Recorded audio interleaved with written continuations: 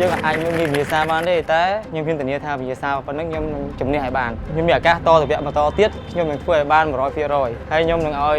ទស្សនិកជនទាំងអស់គ្នាសង្ឃឹមលើថាបណ្ដាអាចធ្វើបានក្រៅពីនេះនៅក្រោយខ្នងខ្ញុំគឺ100លានរៀលប្រាក់រង្វាន់ធំណាដែលមាននៅស្រុកខ្មែរអញ្ចឹងខ្ញុំបើអត់លេងអត់សាក់គឺមានអារម្មណ៍ថាស្ដាយក្រោយហើយ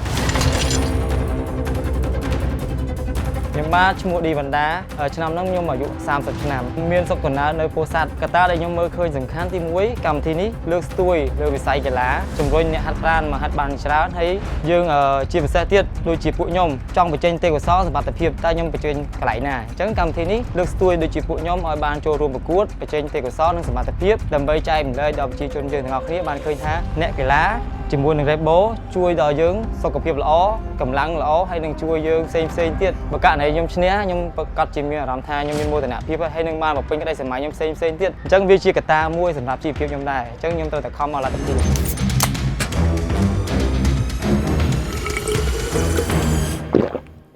ណានឹងខ្លាចជាម្ចាស់ជើងឯកកម្លាំងគោជុល Red Bull Power ជាមួយនឹងទឹកប្រាក់100លានរៀលកម្លាំងគោជុល Red Bull Power មានតែមួយគត់នៅ CTN